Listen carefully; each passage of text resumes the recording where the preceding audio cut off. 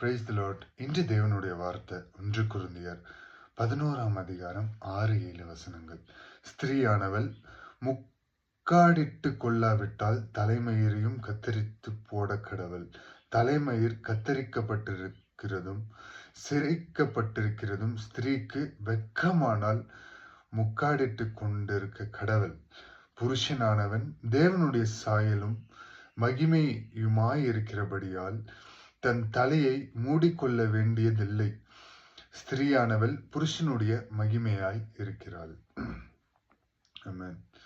ஸ்திரீயானவள் முக்காடிட்டு கொள்ளாவிட்டால் தலைமயிரும் கத்தரிக்க போட கடவுள்.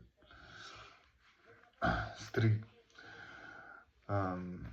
ஏன் சர்ச்சில் எல்லா இடத்துலையும் நம்ம போகும்போது முக்காடிட்டு போகணும் அப்படின்னு ஏன் சொல்றாங்க? ஏன் பாஸ்டர்ஸ்மார்கள் சொல்றாங்க?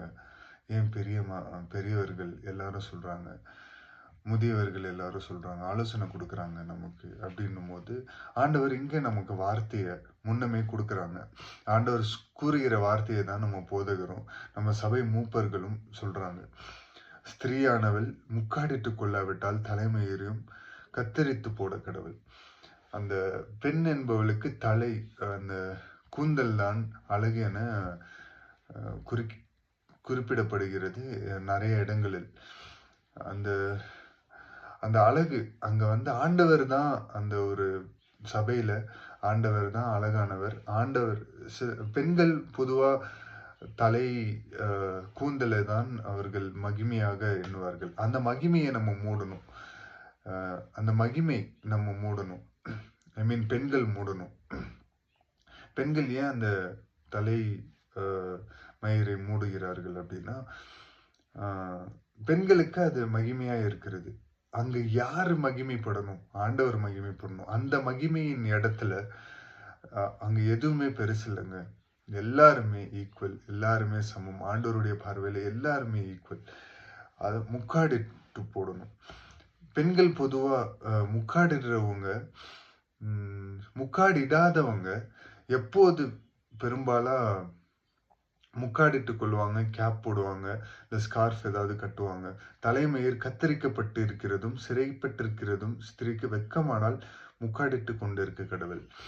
ஆமாங்க, நம்ம இந்த பெண்கள் பொதுவா ஹேர் கட் பண்ணா இல்ல மொட்டை அடிச்சிருந்தா முக்காடிட்டுவாங்க.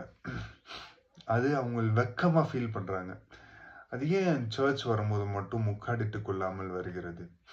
அவங்க முக்காடிடணும் என்பதுதான் வேதம் தெளிவாக சொல்லுகிறது. ஆண்டவர் தெளிவாக கொரிந்து சபைக்கு அப்போஸ்தலனாகிய பவுல் அடிகளால் அருளப்பட்ட வார்த்தை இது.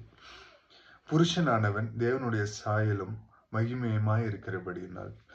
புருஷன்னா யாரு? ஆண்கள் தான் புருஷர்கள்ங்க. புருஷன்கள் தேவனுடைய சாயலாயும் மகிமையுமாய் இருக்கிறபடியினால். அவர் தேவனுடைய சாயலாய் முதல்ல அவருடைய சாயலாய், அதாவது அவர் கையில வணையப்பட்டு அவருடைய ஜீவ சுவாசத்தை முதலாவது ஆதாம தான் படைக்கிறாங்க. அவங்க தேவனுடைய மகிமையும் சாயலுமாய் இருக்கிறார்கள். தன் தலையை மூடிக்கொள்ள வேண்டியதில்லை. அவங்க தன் தலையை மூடிக்கொள்ள தேவையில்லை. அதாவது தலைமயிரை மூடிக்கொள்ள தேவையில்லை. ஸ்திரீயானவள் புருஷனுடைய மகிமையாய் இருக்கிறாள். அதாவது ஒரு துணைவி, ஆதாமுக்கு எப்படி ஒரு துணைவி இருந்ததோ அதே மாதிரி, ஆதாமுக்கு எப்படி ஏவாள் இருந்ததோ அதே மாதிரி இந்த உலகத்துல படைக்கப்பட்ட எல்லாருக்கும் ஆணுக்கு பெண் என்பது ஆண்டவரால் நியமிக்கப்பட்ட ஒரு நியதி. அது புருஷர்கள் அந்த தலைமயிரை மூடிக்கொள்ள அவசியம் இல்லை. பெண்களுக்கு புருஷர்கள் தான் மகிமையாய் இருக்கிறார்கள்.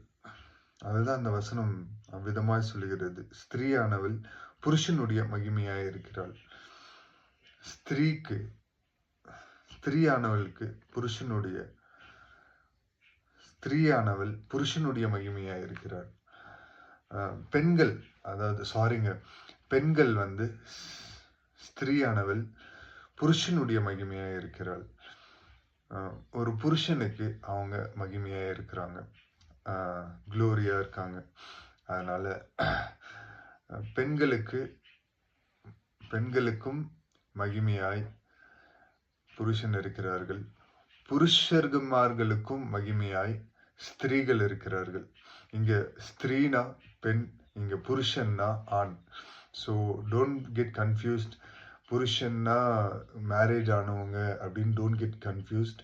புருஷன்னா இங்க ஆண், ஸ்திரீயானவெல்லாம் பெண். அதனால மகிமையின் இடம் தேவாலயத்துக்கு போகும்போது எல்லா மகிமையும் அற்று, நீங்க பெருமையா ப்ரைடா ஃபீல் பண்ற எல்லா மகிமையும் அற்று, நீங்கள் அங்க எல்லாரும் அவர் பாதப்படியில தேங்க்ஃபுல்லா கிரேட்ஃபுல்லா அவருக்கு நன்றி செலுத்தி ஆராதனை செலுத்தி அந்த இடம் குளோரியஸான அந்த பிளேஸ்ல தன்னை தானே தாழ்த்தி வெறுமையாக்கி, அவரே தன்னை தானே தாழ்த்தி வெறுமையாக்கி சிலுவையில அறையப்பட்டு நமக்காக உயிரோடு எழுந்து நமக்காக இன்றும் வாழும் தெய்வமாய் எல்லாருக்குள்ளும் பரிசுத்த ஆவியானவரால் நடத்தப்பட்டு இருக்கோம். ஸோ பரிசுத்த ஆவியானவரால் நடத்தப்படுகிறவர்கள் பெருமை ப்ரைட் அதெல்லாம் விட்டுட்டு மகிமையை தேடி போகும்போது, தேவனுடைய மகிமையை தேடி போகும்போது, இந்த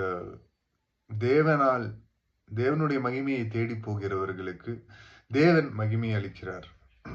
அது மனிதர்கள் மூலியமாய் கிடைக்குகிற கனம், மரியாதை. தாழ்த்தி அர்ப்பணித்து ஜெபிப்போமா. மக இறக்கமும் கிருபையும் நிறைந்தீங்கள் நல்ல தகப்பனே. இயேசுப்பா, அந்த காலை பொழுதற்காக உமக்கு நன்றி செலுத்துகிறோம். இயேசுப்பா, இந்த நேரத்திலும் உம்முடைய வார்த்தையை இயேசுப்பா அடியேனுக்கும் இயேசுப்பா காண்கிற எல்லோருக்கும் நீர் பாராட்டின கிருபைகளுக்காக நன்றி. இயேசுப்பா, தினந்தோறும் உம்முடைய வார்த்தையை கொடுத்து எங்களை தேற்றுகிறீர், அதற்காக நன்றி. இயேசுப்பா, இந்த நேரத்திலும் இயேசுப்பா உம்முடைய வார்த்தை இயேசுப்பா அதை நாங்கள் எடுத்துக்கொண்டு எங்கள் வாழ்க்கையில அதை அபியாசப்படுத்த பரிசுத்த ஆவியானவர் எங்களை வழி நடத்துவீராக. இசப்பா, நீர் எங்களை கைட் பண்ணுவீராக தகப்பனே. எங்கள் இடத்துல இருக்கிற பிழைகள் எல்லாவற்றையும் இசப்பா நீர் குறைவான எங்களுக்கு நிறைவான ஆவியானவர் நீர் நடத்தும்படியாக ஜெபிக்கிறோம் தகப்பனே. நீர் ஒருவரே உன்னதர், நீர் ஒருவரே பரிசுத்தர். உம்மை போல பரிசுத்தம் உள்ள ஒரு வாழ்க்கை வாழ எங்களை அர்ப்பணிக்கிறோம். வெறுமையாய் எங்களை அர்ப்பணித்து ஜெபிக்கிறோம் தகப்பனே. குறைவுள்ள பாத்திரம் தான், நிறைவான ஆவியானவர் நீர் எங்களுக்குள்ளாக ஊற்றாய் இசப்பா எங்களை குறை உண்ட அந்த பாத்திரத்துல நிறைவான அபிஷேகத்தால் நிறைவான பரிசுத்தத்தால் இசப்பா தழும்பி வழிந்தோடி அநேகருக்கு ஆசீர்வாதமான கருவியாய் சப்பா அந்த வீடியோவை காண்கிறவர்கள் மேலும் எங்கள் மேலும் என் மேலும் ஆவியானவர் நீர் ஊற்றப்படுவீராக தகப்பனே. இசப்பா ஸ்தோத்திரிக்கிறோம்.